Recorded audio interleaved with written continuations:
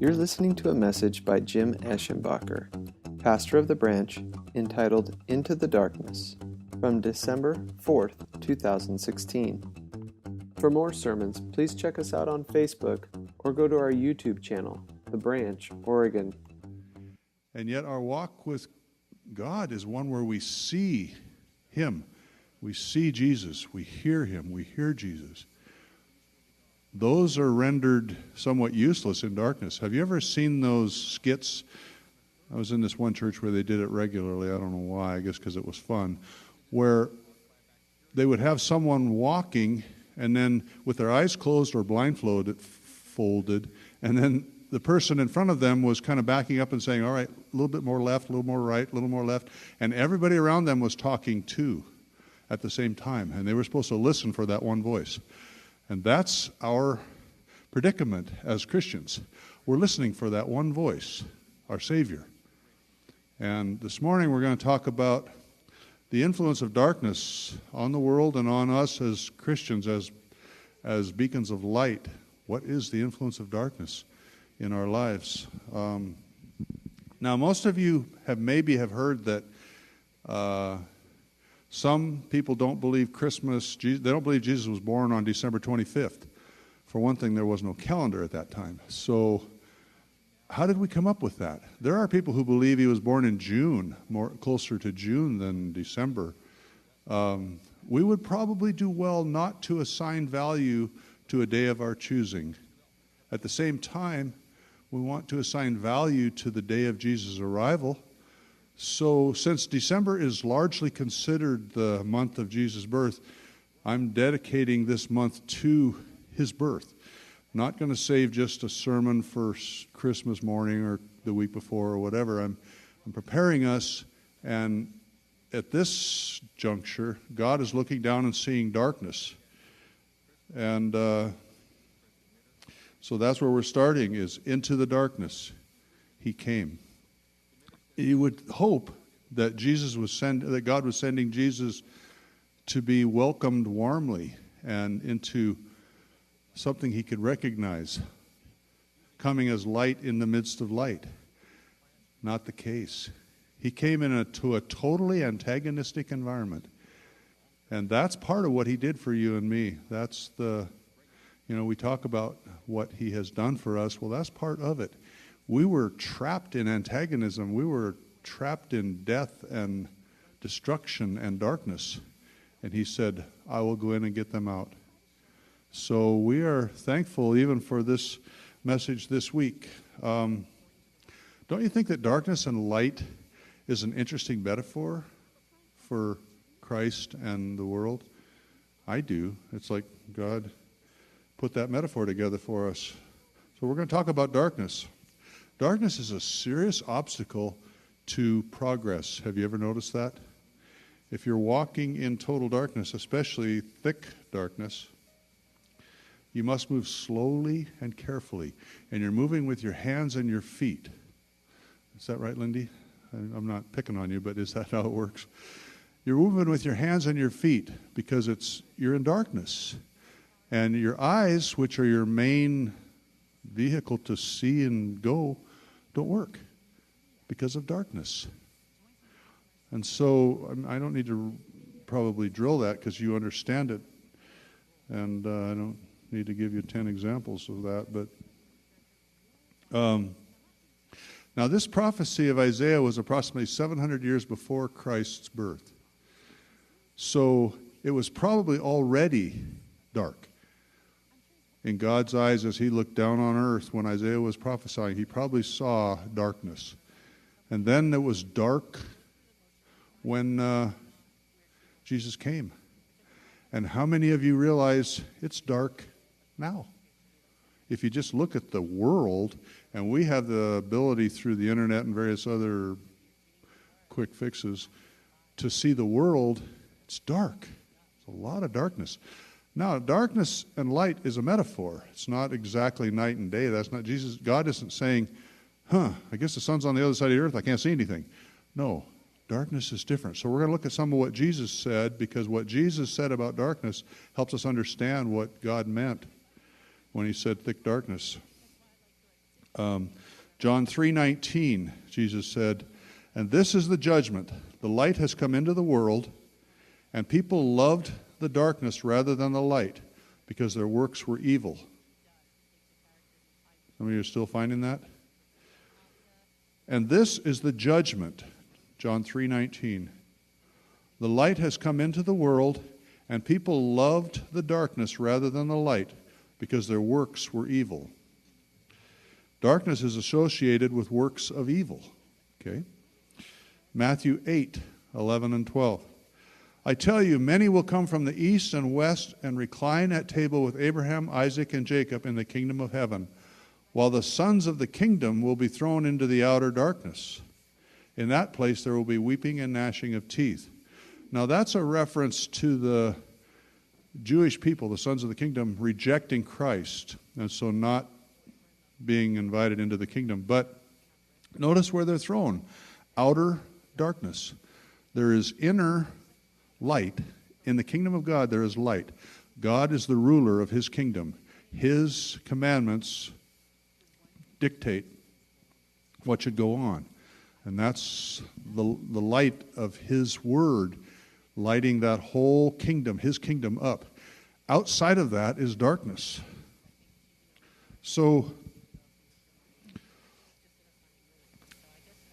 in using the metaphor, darkness indicates a definite lack of God's influence and authority. And it includes all things apart from God. Darkness is including all things apart from God.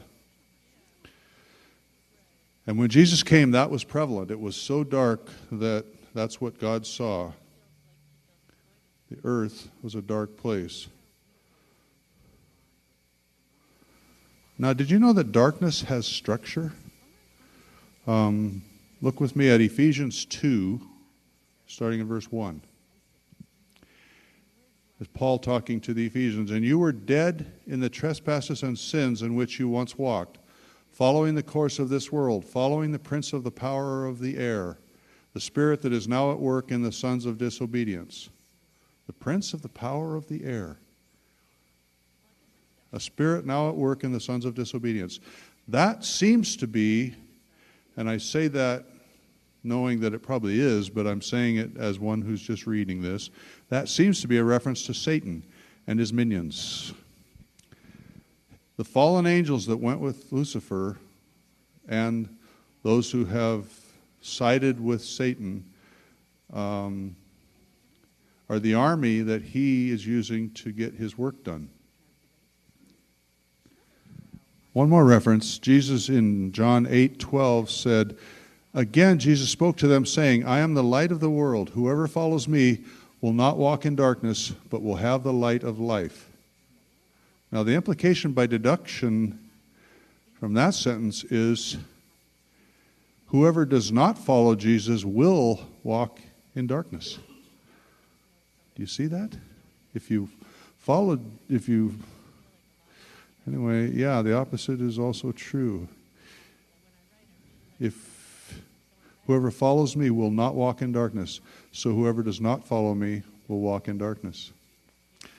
Now, God looked at this whole scenario, all the darkness, all the influence of evil, all the ugliness of life, and he said, my creation needs help. Now, what did he do the last time he felt that way? He looked down and he saw the whole earth kind of going evil and couldn't find people doing the right thing. What did he do? Do you remember? He flooded the earth. He killed everybody except for Noah and his family. This time he says, I'm going to rescue my people from this. And we can be thankful that we're included in the my people portion of that statement. He has rescued us. Jesus has done that. God did that through Jesus. He sent him as light in the midst of darkness. Do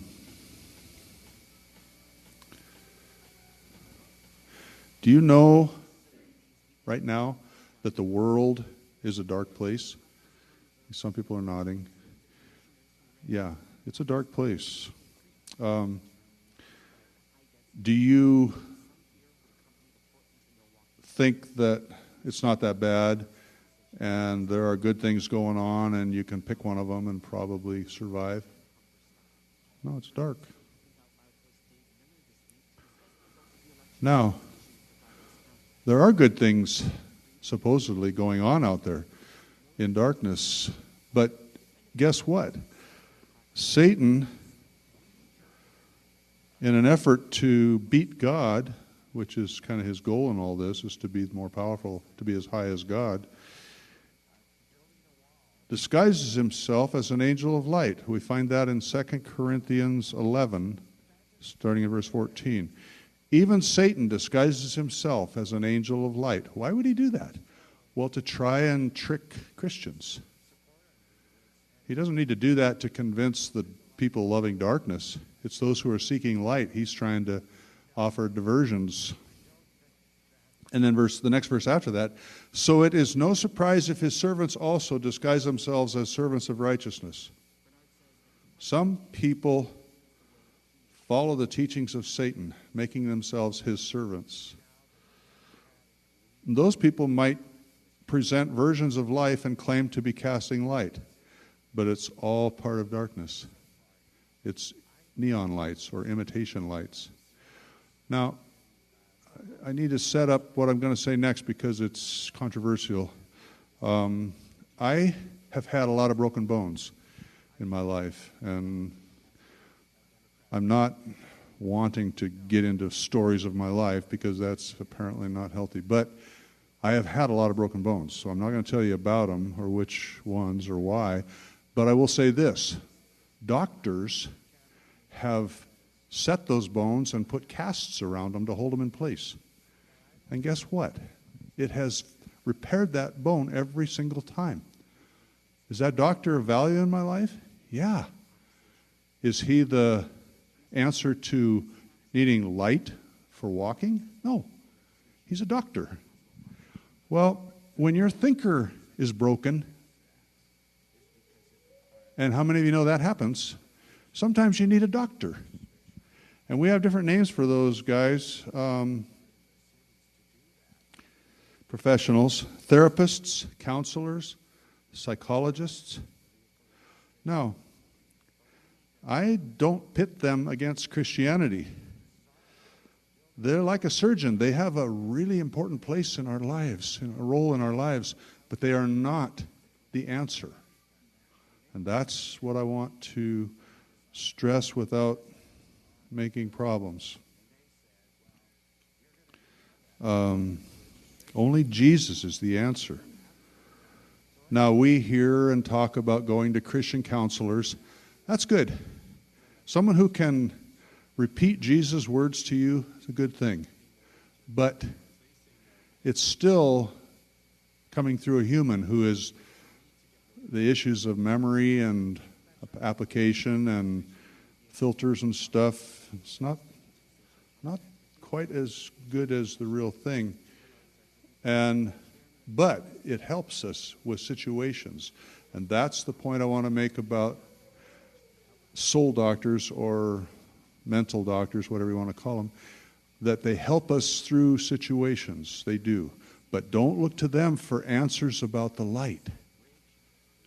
God, in his infinite wisdom, said in Isaiah 9, when he was announcing Jesus, he said, he would be the wonderful counselor. Jesus is the wonderful counselor? Yeah.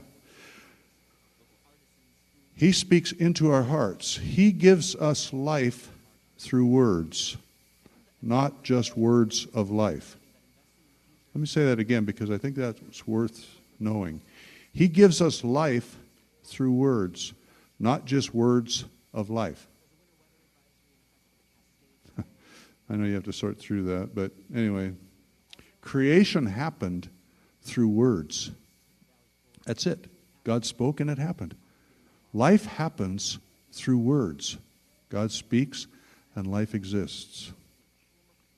It's a function of God, not a function of our understanding. And I can see by the look on your faces, I don't understand this.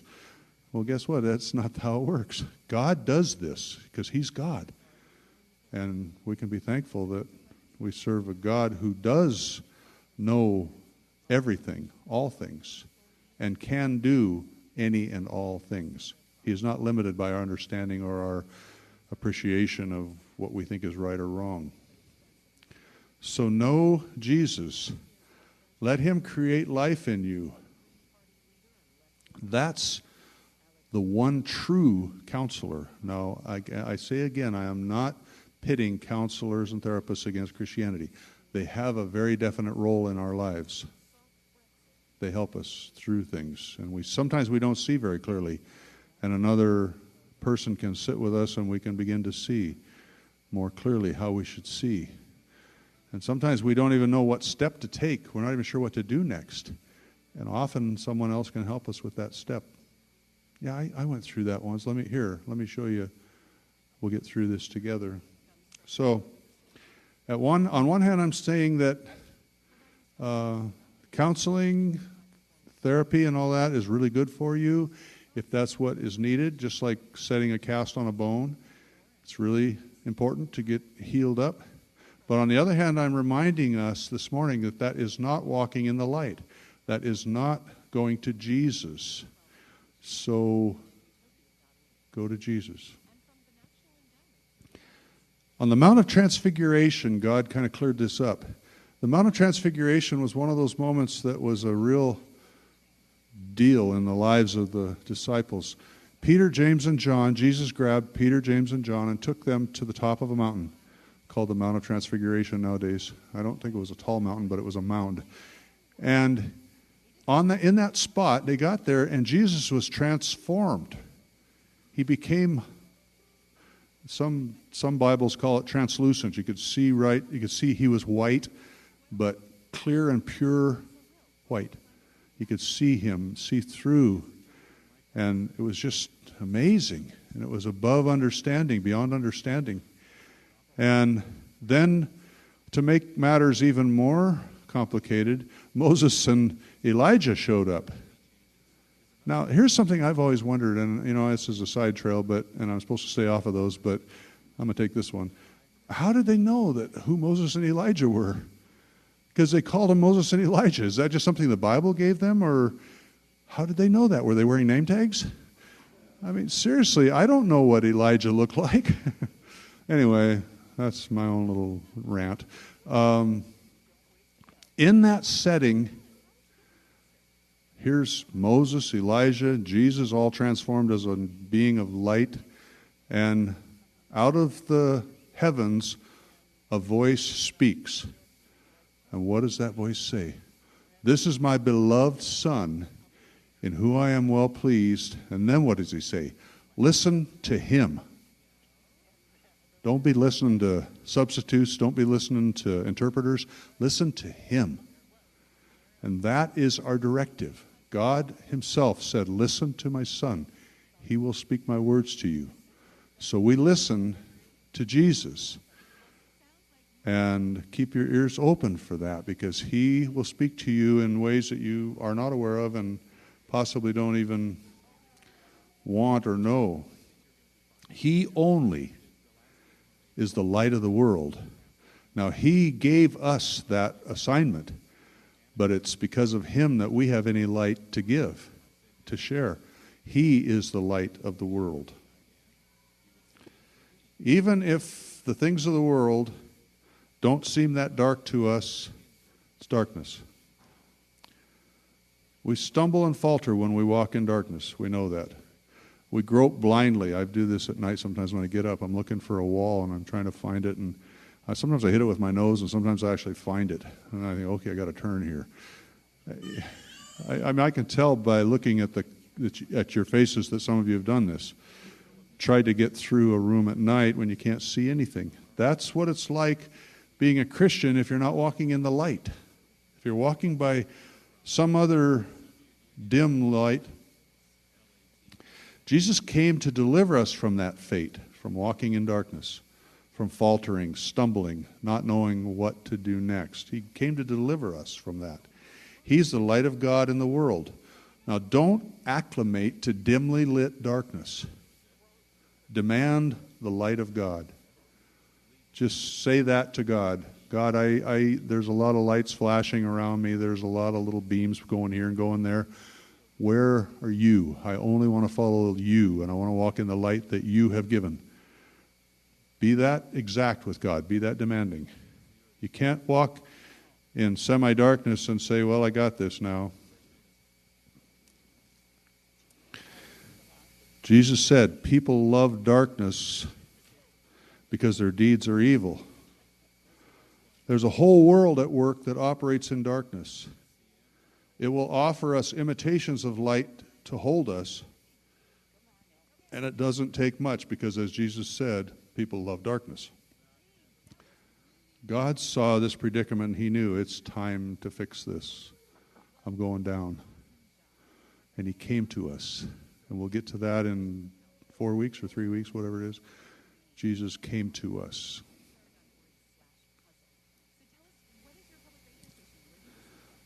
The birth of Jesus, which we will soon celebrate, was the beginning of God's answer to our dilemma. How do we get through this darkness? The world is dark. Now, I've said this already today, but think with me for a minute. Iraq is dark. Iran is dark. Turkey is dark. Syria is dark. Here's one you don't like. The United States is dark. Here's one that you don't even believe because you've been there and it wasn't. The Caribbean islands are dark. It's dark. You can even look at ads in newspaper or in magazines for exotic places to visit or live. They don't show them in darkness. They show them with lights, lots of lights. But those lights are really dim compared to the light of God, the light of His Word, the light that His Son brought to us in person and gave to us. That's true light. That's brilliant light. That's the light we walk in. We dare not accept the lights of this world as true light. Now, Jeremy mentioned that there was another writing out there, and you can grab one if you want to. It's not part of the deal, but I'm going to read yesterday's journal entry. And before I do, I would like to say that as pastor of this church, one of the things that I try to figure out is what do you need? And if I just go around the room, it's going to be, how many people are here, 50 or 60? Different needs. And I'm supposed to speak once a week and answer that? Well, I can't. So I go to God and say, God, what do you want to say? And then in that, hopefully He speaks to each heart. Well, I do this every single morning, and this is not a horn toot. This is just telling you what's going on and what I'm doing. Carl and I were talking about this. We don't know another pastor doing this. So this is something God has given me for whoever is listening and reading. And so every morning I sit down and I pray and I open my Bible and I read and I start to write what comes to my heart, and I ask God for guidance and write that down. And that ends up on our website each day. Well, each day that I can get it there. But mostly it ends up there. And there are some people who are on a mailing list that I mail it directly to because various things have interfered with getting to the website. Some of them are at work and they can't go to the website while they're at work.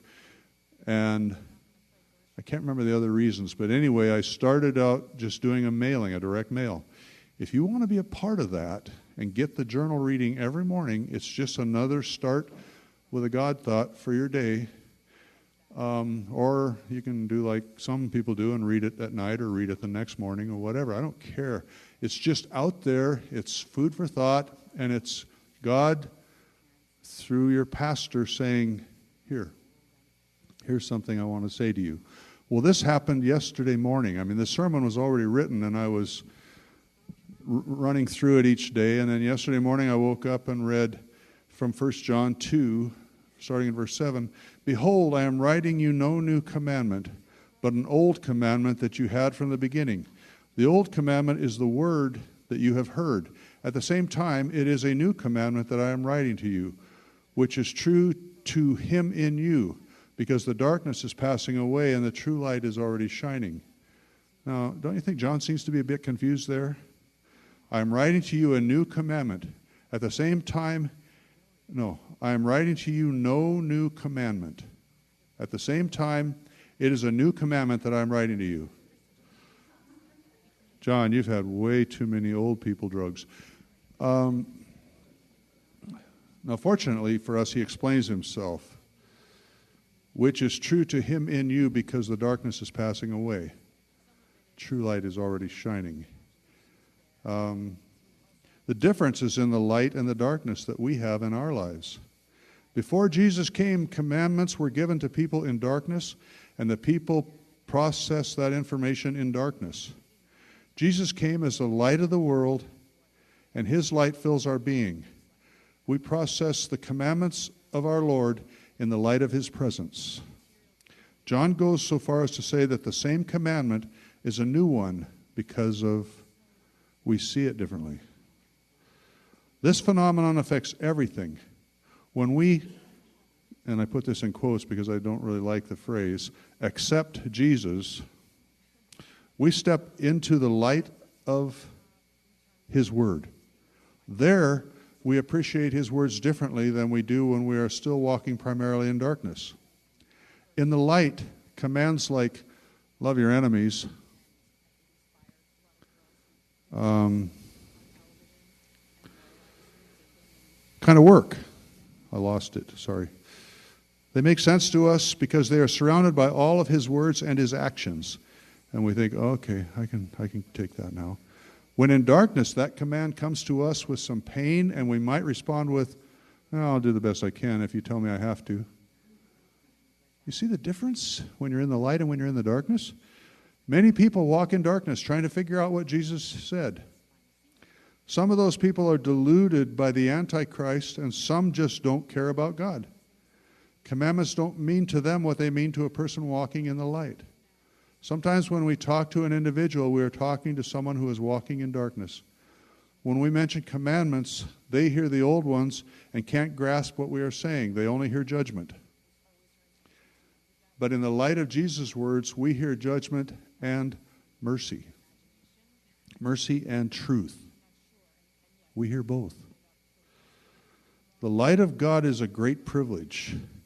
His words are a constant reminder where to step next. Today and tomorrow, this is when I was writing yesterday, walk in the light.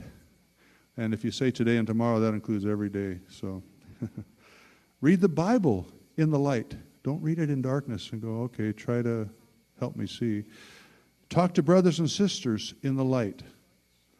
Most of all and completely, live in the light. Live in the light of Jesus' words to you. Live in the light of Jesus' words to us. Live in the light of God's love that surrounds you, that surrounds us. Don't stand on the outside looking at the light and going, that's a nice looking light. I should go over there and see what it's shining on. No, be in the light. Be in his word. Be responding to him. And even that little commandment I read just a minute ago, love your neighbors, love your enemies, same difference sometimes. Love your enemies. That is only a doable commandment if we're standing in light, if we're walking in the light of his word, if we're understanding how this all matters. If we're standing in darkness, surrounded by all the thoughts of evil, and we're trying to understand love your enemies, it's like, no, they're going to chew me up, spit me out, hurt me. I can't do it. But we have to live in the light. And that's the point of this sermon, is that I want us to realize we're in a dark place. The world is a dark place. A lot of, and this would be the time when if I was a real up kind of guy, I could show a video clip of how dark the world is. I'm not tuned into that whole scenario very good. So you're going to have to take my word for it or talk to Gordon or somebody. The world is a dark place. Stuff goes on that just is not pretty, not life-giving, not lit up, not hopeful. Into that, God sent his perfect light. So we aren't stuck in that dark place. But we move to the light by reaching into it and saying, Lord, take my hand. And then he takes our hand and then he stands us on him, on a rock, on his words, in the light.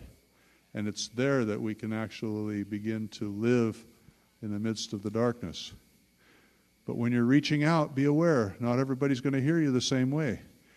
You talk about obedience to God, and they're thinking, that's an ugly job. I had to obey the cop once. I don't think I want to listen to you.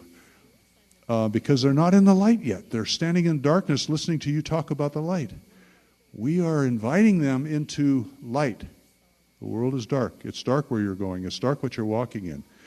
That friend of yours is not helping you at all. It's dark out there. Walk in the light. Know Jesus. Let's sing. Thank you.